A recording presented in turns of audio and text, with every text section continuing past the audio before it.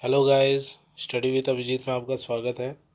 आज हम लोग डिस्कस करने जा रहे हैं stages of curriculum development. Curriculum development के क्या क्या स्टेजेस हैं। पिछले टॉपिक में मैंने आपको बता दिया था कि टोटल 4 स्टेज हैं। चारों स्टेज क्या क्या हैं वो तो यहाँ ही आप देख लीजिए। पहला है हमारा प्लानिंग, दूसरा है हमारा कंटेंट एंड मेथड, तीसरा है हमारा इम्प्लीमेंटेशन और चौथा है आपका इवेलुएशन एंड रिपोर्टिंग। इसको रिपोर्टिंग भी कहते हैं, रिपोर्टिंग। तो ये चार जो आपका स्टेजेस है वो आज हम लोग डिटेल में डिस्कस करेंगे। ये बहुत ही लेंदी हो जाता अगर एक ही वीडियो में मैं इसे बनाता, इसलिए मैंने इसे पार्ट पार्ट वाइज में डिवाइड कर दिया है। तो चलिए, आज स्टेजेस से रिलेटेड आपको फिर कोई भी डाउट रह नहीं जाएगा आज के वीडियो के बाद। तो वीडियो को बिना टाइम वेस्ट किए शुरू करते हैं। देखिए, स्टेजेस ऑफ करिकुलम डेवलपमेंट का सबसे पहला स्टेज है हमारा प्लानिंग। क्या होता है planning? This stage lay the foundation of all the curriculum development steps. These steps are, इसके अंदर सारे ही फाउंडेशनल करिकुलम डेवलपमेंट के लिए स्टेप्स हैं। इसके अंदर जो पहला टॉपिक आता है वो है हमारा आइडेंटिफाई इशू, प्रॉब्लम या नीड। यानी सबसे पहले हमें प्रॉब्लम को आइडेंटिफाई करना है कि वो है क्या। जैसे देखिए, the need for curriculum development usually emerge from a concern about major issue or problem of one or more target audience. यानी सबसे पहला जो नीड है करिकुलम डेवलपमेंट का वो है, सबसे मेजर प्रॉब्लम आता है कि जो भी चीज़ समझाया जा रहा हो वो समझ ना आना, सबसे major problem. This session explores some of the questions that need to be addressed to define the issue and to develop a statement that will guide the selection of the member of curriculum development team। और इस problem को solve करना बहुत ही ज़रूरी है।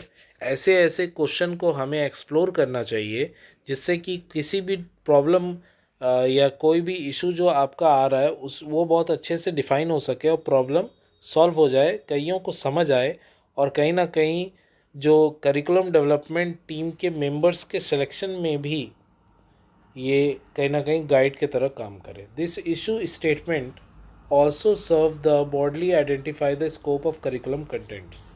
तो ये हो गया सबसे पहला आपका आइडेंटिफाई इशू, प्रॉब्लम और नीड, जो कि आपका स्टेज 1 का पहला टॉपिक है। दूसरा क्या कहता है, फॉर्म करिकुलम डेवलपमेंट टीम। अब हमें करिकुलम डेवलपमेंट टीम बनानी है। The topic covered in this section include the role and the function of team member. इसके अंदर फंक्शन क्या है टीम मेंबर का, उसके रोल क्या है वो उसकी बात की गई है। प्रोसेस फॉर सेलेक्टिंग मेंबर, उन उन मेंबर्स को सेलेक्ट करने का प्रोसेस क्या होगा उसके बारे में जानकारी।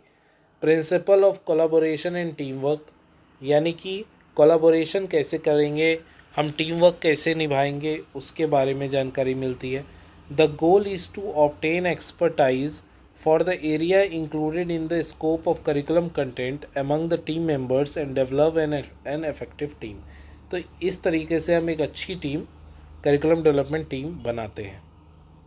तीसरा पॉइंट हमें बताता है conduct need assessment and analysis. यानी इसके अंदर जो तीसरा पॉइंट आता है वो है conduct need assessment and analysis. आप पिछले वीडियो में आपको याद होगा कि हम लोगों ने सारे स्टेजेस के अंदर कुछ सब टॉपिक्स को पढ़ा था। ये वही सारे सब टॉपिक्स हैं। इसके अंदर 2 फेज़ आता है, पहला है नीड असेसमेंट, दूसरा है एनालिसिस। तो सबसे पहले नीड असेसमेंट क्या हो गया, technique aim toward learning what is needed by whom. तो वो टेक्निक जिसका लर्निंग के तरफ एम ये रहेगा कि हमारी ज़रूरत क्या है और वो पूरी कौन कर रहा है। Knowledge and attitude and practice survey, focus group plus environmental scanning, ये सब इसके पार्ट्स होंगे। दूसरा जो एनालिसिस वाला पॉइंट है इसे देखते हैं। एनालिसिस भी करना है, technique on how to use the data and the result. अब हमें चीज़ पता है लेकिन उसे यूज़ करना कैसे है ये तो टीचर ही सिखाएंगे। तो ये एनालिसिस के पार्ट में आता है। Way to identify the gap between the knowledge and the practice. और कहीं ना कहीं जो नॉलेज और प्रैक्टिस का गैप है, टीचर और स्टूडेंट के बीच जो नॉलेज का गैप है या प्रैक्टिस का गैप है या एक्सपीरियंस का गैप है, उससे आइडेंटिफाई करना। Prioritise priorities and characteristic of target audience, और कहीं ना कहीं उन ऑडियंस, यानी यहाँ बात की जा रही है ऑडियंस के नाम पे लर्नर्स की, उन लर्नर्स को वो सब कुछ सिखाना। अब आता है हमारा स्टेज 1 हो गया यहीं पे ख़त्म, प्लानिंग। स्टेज 2 आता है हमारा जो कि है content and method. It determine the intended outcome, what learner will be able, एक सेकेंड, ये देखिए स्टेज 2 जो है वो है content and method. It determine the intended outcome, what learner will be able to do after participation in curriculum activity, and the content what will be the taught, and the method how it will be taught. तो इसके अंदर जो main है content and method की बात की। Content यानी क्या चीज़ आपको पढ़ाया जाएगा, और मेथड यानी किस तरीके से वो चीज़ पढ़ाई जाएगी। ये दो चीज़ पे ही यहाँ बात होगी। इसके अंदर जो पहला सब टॉपिक है वो है state intended outcomes. This section include the definition of intended outcomes, component, example and overview of the learning behaviour. इसके अंदर यही आता है। दूसरा जो सब पॉइंट है वो है सेलेक्ट कंटेंट। हमें कंटेंट किस आधार पे सेलेक्ट करनी चाहिए, ये भी इम्पोर्टेंट है। To select the knowledge, skills, attitude, behaviour that need to be acquired and practised. यानी हमें नॉलेज स्किल के आधार पे, एटीट्यूड या बिहेवियर के आधार पे इसे चुनना चाहिए। Scope and sequence of content are also discuss, और उस कंटेंट का स्कोप कितना अच्छा है, सीक्वेंस क्या है, ये सब चीज़ों पे भी हमें ध्यान देना चाहिए। Design the experiential method.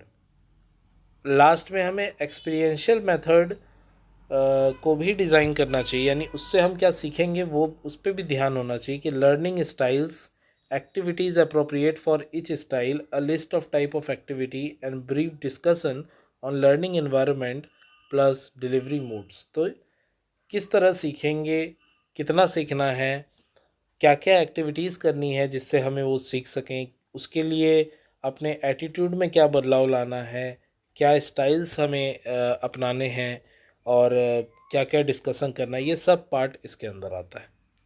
तीसरा जो हमारा स्टेज है वो है इम्प्लीमेंटेशन। इम्प्लीमेंटेशन के अंदर जो पहला सब टॉपिक आता है वो है produce curriculum product. This include the suggestion for finding and evaluating existing material, evaluation criteria.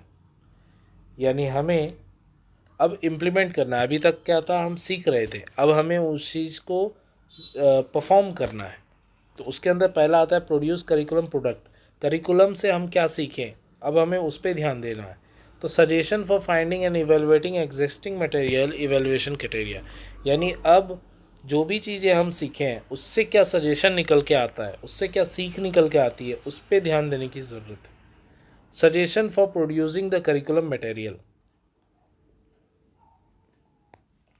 दूसरा है टेस्ट एंड रिवाइज करिकुलम। यानी कि अब हमें देखना है कि उस करिकुलम का टेस्ट जब लिया जाएगा, या उसे रिवाइज, एक तरह से रिवीजन ही होता है टेस्ट, तो टेस्ट लेने से परफॉर्मेंस कैसा आ रहा है। Select the test sites and conduct a formative evaluation of curriculum material during the production phase, a sample evaluation form is provided.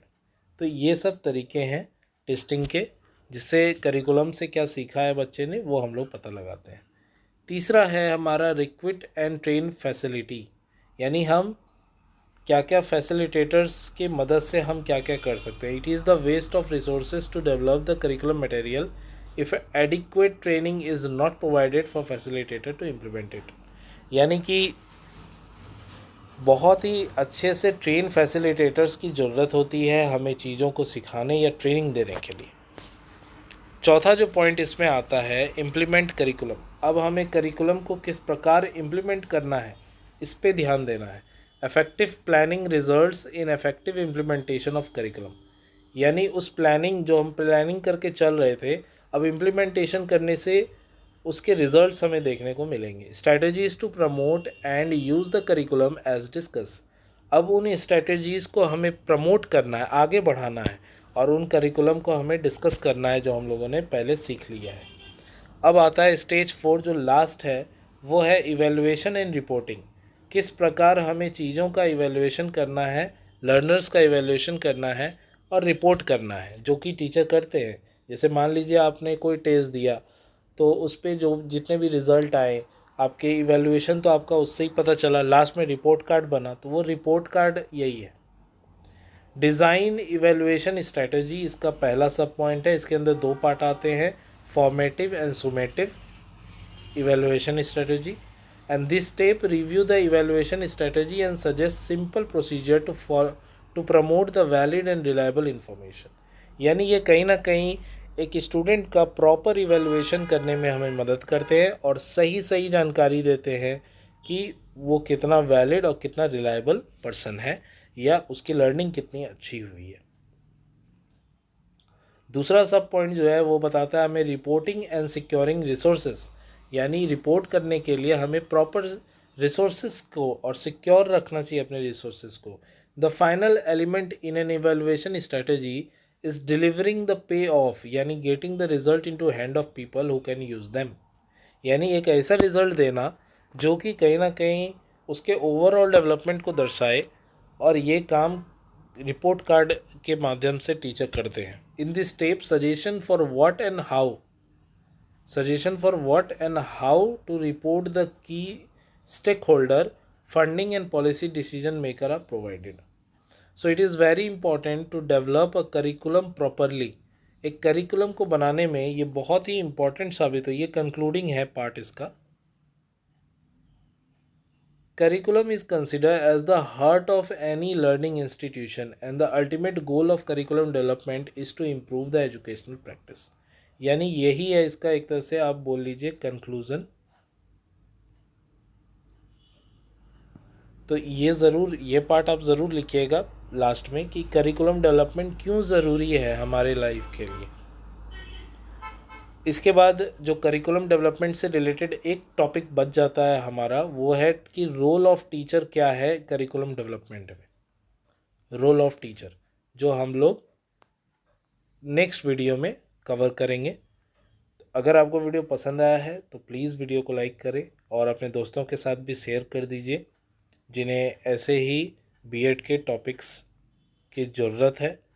और हो सके तो आपको अगर इन टॉपिक्स के पीडीएफ चाहिए तो आप टेलीग्राम चैनल में मेरे जुड़ जाइए, जहाँ पे आपको ये सब फ्री में अवेलेबल होगा। Thank you for watching. मिलते हैं अगले वीडियो में, तब तक के लिए ऐसे ही देखते रहिए स्टडी विद अभिजीत।